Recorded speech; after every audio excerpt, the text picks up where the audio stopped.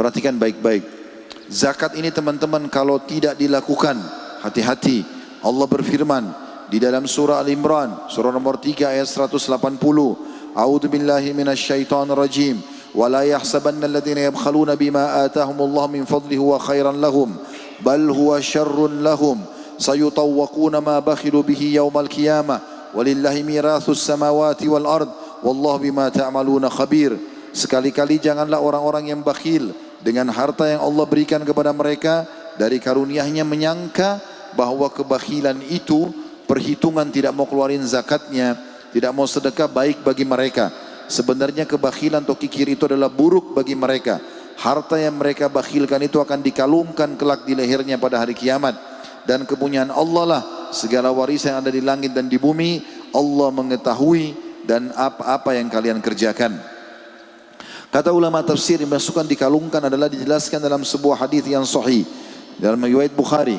Siapa yang tidak mengeluarkan zakatnya, maka hartanya itu akan berubah menjadi ular yang hitam dan bagian kepalanya terkelupas karena kerasnya bisanya, kemudian melilit badannya dari kaki sampai ke kepalanya, sampai ke lehernya, kemudian kepalanya ya dipatok-patok oleh ular tersebut sambil dia mengatakan, akulah hartamu, akulah simpananmu yang tidak kau keluarkan.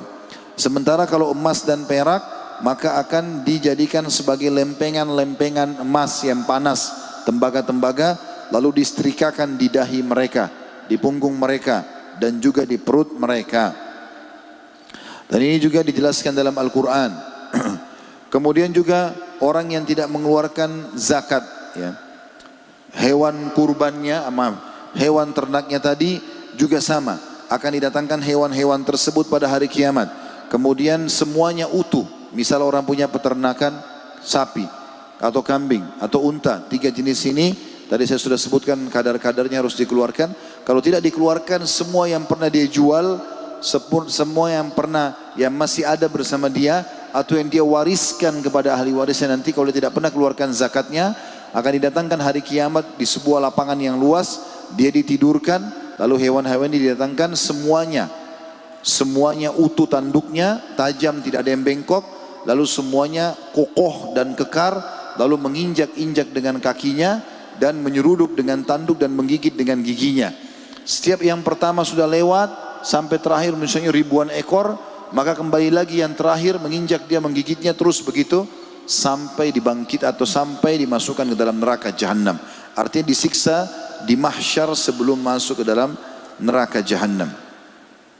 Kata Nabi SAW dalam hadis sahih menggabungkan semua itu, hadis riwayat Imam Muslim, setiap pemilik emas dan perak yang tidak menunaikan haknya di hari kiamat nanti pasti dibentangkan untuknya lempengan dari api, lalu disetrikakan di tubuhnya di dalam neraka jahanam, lalu disetrikakan di pipinya, keningnya dan punggungnya.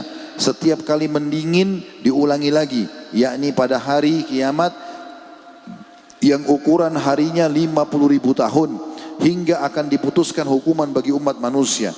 Artinya hukuman ini diberikan sebelum masuk ke neraka jahanam, sudah datang siksaan padanya.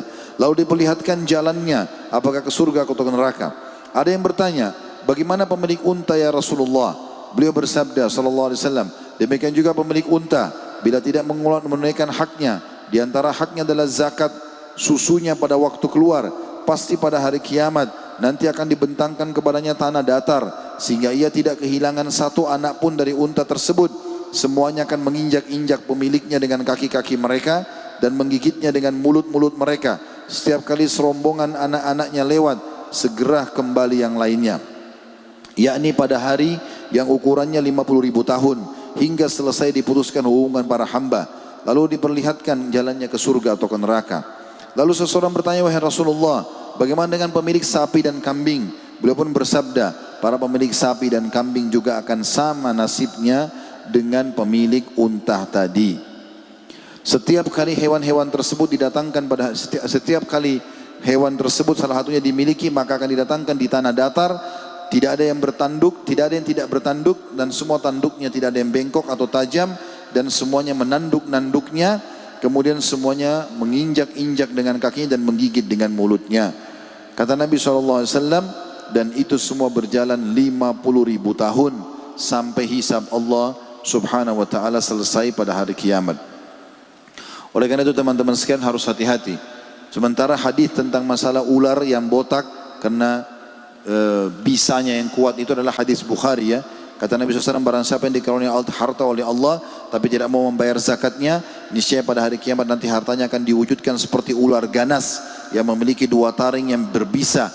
Ular itu melilitnya pada hari kiamat dan mencabit-cabitnya, dan kedua mulutnya sambil berkata, aku adalah hartamu, aku adalah perbendaharaanmu.